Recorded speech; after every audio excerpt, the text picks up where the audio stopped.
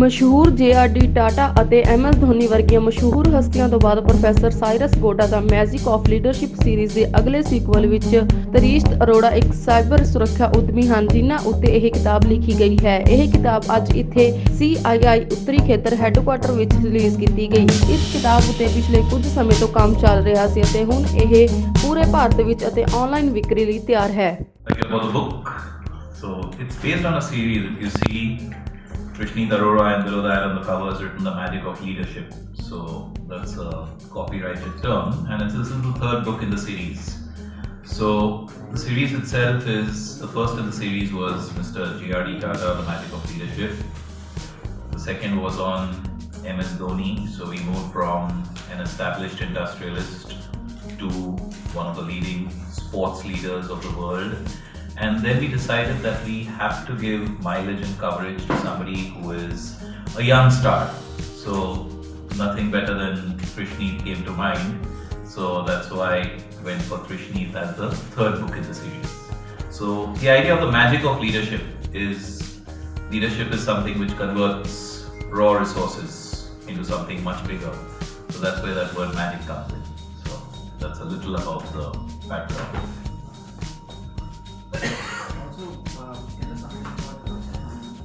Okay, I'll tell about my book, or rather the series, how it came about. So, I've been through a lot of industries, hospitality, aviation, fintech, logistics, and in the last 15 to 20 years, I've been in management education, writing management books, and conducting corporate training based on the models of the book. So this is even based on something called as the 4V model.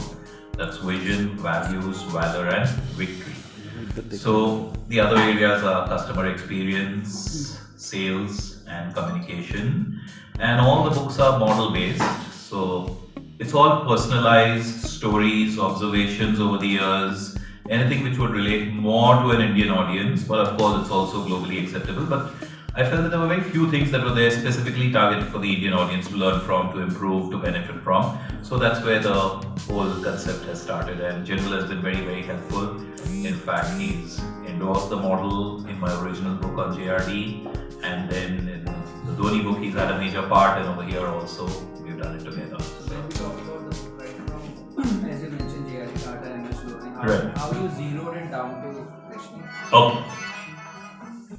So the idea was J.R.D. Tata, of course, into multiple businesses.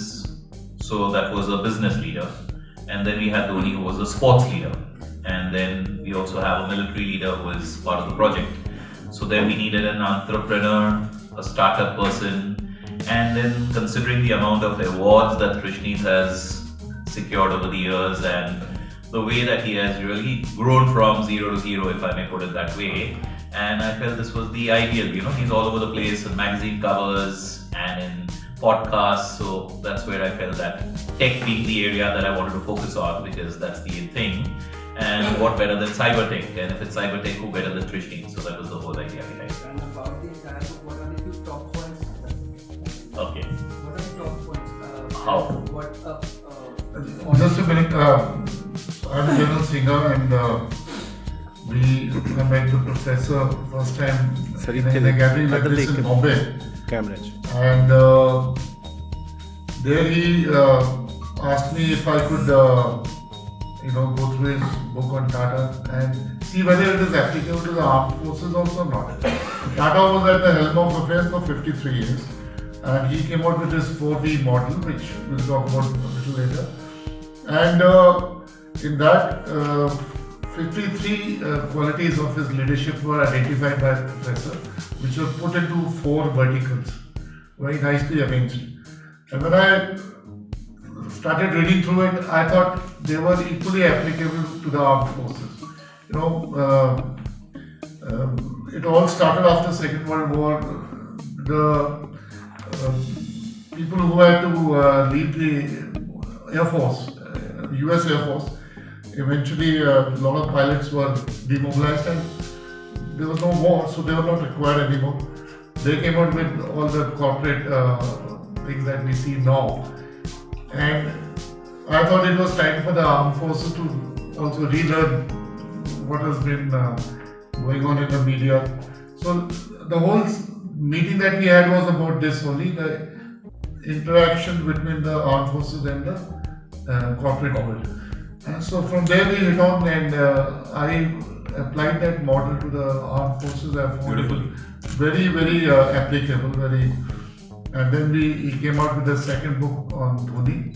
Dhoni, of course, is closer to everyone's heart. Now you imagine India is a young nation, and more than 50% of the population is 30 years old. So after Dhoni, who's known even amongst a higher population, who else? We have found a young leader who had achieved it all in the last 10 years. Under 30. Under 30, which people take, I think, another 3 decades to achieve. So I think he was a good role model for the youth to follow. And since the government also gives a thrust, Punjab government as well as the central government, on startups, there's nothing better to have, a Punjabi face here who would motivate all the youth in the state and also in the rest of the country. So that is how we homed on to it. And when we read the book, and for any avid book reader, try to relate to the book. Right. Whether it's a fiction or it's a non-fiction. Right. So how do you think that audience or the readers will try to connect with this book? With this book. Fine, that's a nice question. So, like as General just said that the Dhoni book has 55 learnings and GRD's book has 53 learnings. Then GRD was 90 years old, so there was much more to write. And Trishni, we have got actually 28 fantastic learnings in this book. So the initial learnings start with Trishni's roots, his story, how he started off from scratch, how he actually was passionate about this, which is why he dropped out of school at a very early age, because he was focused and he knew what he wanted to do. It's not just dropping out and then I'll see what I'll do.